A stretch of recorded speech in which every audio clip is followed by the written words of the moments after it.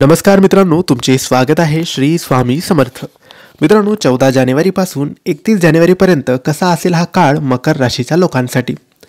खास करून मकर संक्रांतीनंतरचा काळ कसा असणार आहे मकर राशीच्या लोकांसाठी. कोणत्या गोष्टी होतील, कोणत्या घटना घडतील, काय करावे काय नाही करावे याबद्दल थोडक्यात माहिती आपण आजच्या या व्हिडिओमध्ये जाणून घेणार आहोत. तुमची किंवा तुमच्या जवळच्या व्यक्तींची मकर राशी असेल तर तुम्ही हा व्हिडिओ संपूर्ण बघावा, कारण या व्हिडिओमध्ये आम्ही तुम्हाला सांगणार आहे मकर राशीचे मकर संक्रांतीनंतरचे संपूर्ण राशी भविष्य. मित्रांनो, जानेवारी महिना सुरू झालेला आहे आणि जानेवारीचा आणि नवीन वर्षाचा सगळ्यात मोठा आणि पहिला सण मानला जातो मकर संक्रांती.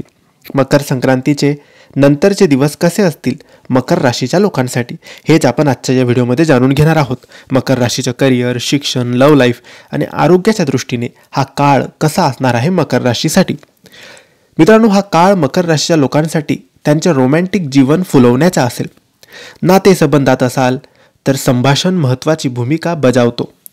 तुमच्या भावना शेअर करण्यासाठी आणि तुमच्या जोडीदाराचा गरजा ऐकण्यासाठी वेळ काढावा. अविवाहित मकर राशीचे लोक एखाद्या व्यक्तीकडे आकर्षित होऊ शकतात. नवीन व्यक्तीसाठी खुले राहा. व्यावसायिक जीवनात नवीन संधी आल्यावर सकारात्मक बदल दिसून येतात. उत्पादकता वाढवण्यासाठी लक्ष केंद्रित करणे आणि कामांना प्राधान्य देणे महत्त्वाचे आहे.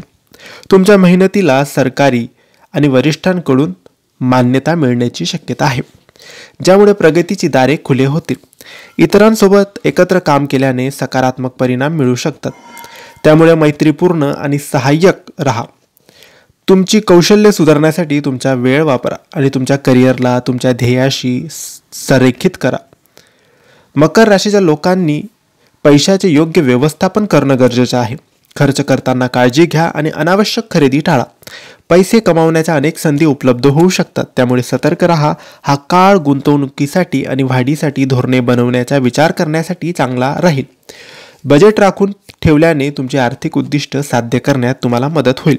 धीर धरा आणि तुमची भविष्यातील समृद्धी सुरक्षित करण्यासाठी शहाणपणाने निर्णय घ्या. सतत केलेल्या प्रयत्नांनी सकारात्मक परिणाम तुम्हाला दिसून येतील. आपल्या जीवनात संतुलित राखण्यासाठी आरोग्याकडे लक्ष देणं आवश्यक आहे. तुम्ही विश्रांती घेत असाल तर ते चांगलं आहे आणि तुमच्या शरीराला आवश्यक ते पोषण देत आहात याची खात्री करा. दररोज व्यायाम केल्याने तुमची ऊर्जा पातळी सुधारेल. ध्यानधारणा किंवा योगासने, तणाव कमी करणारे व्यायाम अंगीकारण्यासाठी ही चांगली वेळ आहे. कोणत्याही समस्याकडे लक्ष द्या आणि त्याचे त्वरित निराकरण करा. स्वतःची काळजी घेणारी जीवनशैली राखणे तुमच्या शारीरिक आणि मानसिक आरोग्यासाठी फायदेशीर ठरणार आहे. हे होते मकर राशीचे मकर संक्रांतीनंतरचे संपूर्ण राशी भविष्य. तुम्हाला ही माहिती कशी वाटली आम्हाला नक्की कळवा आणि माहिती आवडली असेल तर लाईक आणि शेअर करा. काही प्रश्न असतील तर कमेंट्सद्वारे विचारा आणि आमच्या चॅनलला सबस्क्राईब करायला विसरू नका. धन्यवाद. श्री स्वामी समर्थ.